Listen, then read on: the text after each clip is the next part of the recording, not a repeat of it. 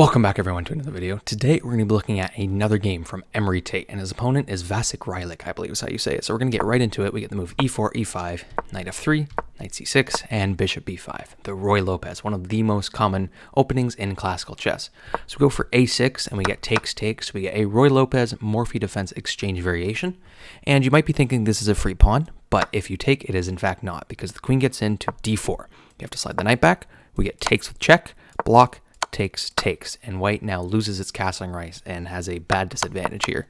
So instead of that, go back here, we get takes, and then we get this move b3 from Emory, which actually isn't totally theory. You're supposed to just castle in this position, but he likes to play his own way. So we get this move c5, and then we get this response with d3, defending everything and creating this triangle structure here on the queen side. We get this move knight e7, which actually isn't a good move. The computer wanted f6 to defend the center, because now white can actually take this pawn in the center, and you do allow this move, and it looks like a fork you might be thinking, and it is. But we have this move knight c4, and you'll see why in a second. So Emory gives up the entire rook for free. The queen just took the rook, so he's up 4 points of material.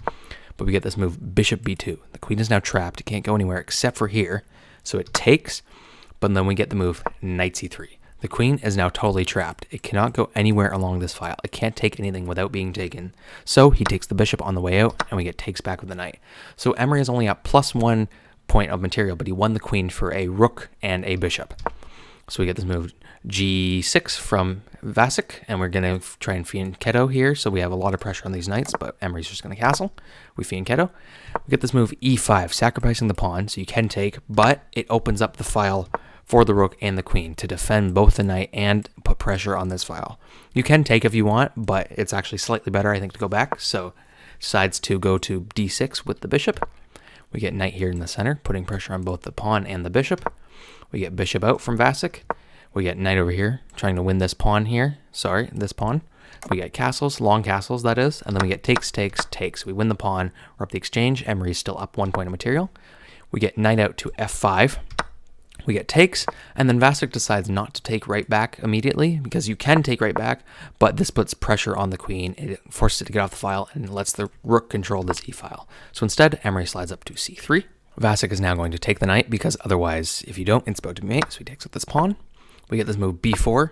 We get e5 in response, and then we get this move queen c5, putting pressure here. So of course, Vasek defends, sliding his king over, so that the queen doesn't get in. We get rook e1, centralizing.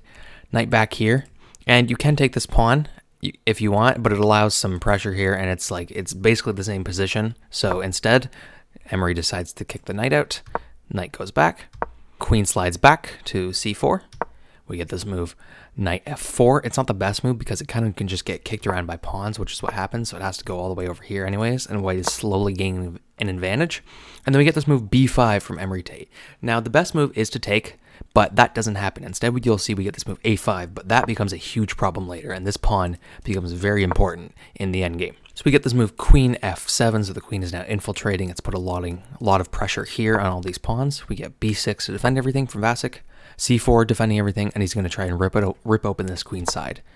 We get h6, which doesn't do a whole lot and actually allows queen to have a lot of initiative with these pawns and potentially taking everything. So we get the move c6. And then you're going to see here Vasek basically chases around the queen a bunch, which doesn't do a whole lot and gives white better advantage because he just keeps sliding back and forth. And we get this move c6 taking. So the queen slides over, takes the pawn, and then you're going to see it's going to go all the way over here, over to the king side. Knight goes in, and you can't take because your queen gets pinned, and then it's back to like an even endgame here. So Emory decides to slide all the way over here. This pawn is now hanging, so of course Vasek takes, and he's threatening the rook too. But of course we get a brilliant move from Emory Tate, b6. And of course you can't take the rook because it's about to be mate here in 2 moves. So of course we get takes, but that leads to his downfall. We get takes with check. We get a bunch of checks here. Check, king slides over, check, knight blocks, check, check, knight blocks, check here, king slides over, check with the rook, king slides back, and then the game ends with this move, queen c7 check. Because no matter where the king goes, you're going to take this knight in some order, and you're going to be trading the rooks, and you're going to be up a queen versus a rook in an endgame. That was a good game of attacking chess, very good example of how you should be playing openings, and I hope you enjoyed. Please like and subscribe, and check out my other videos. See you in the next one.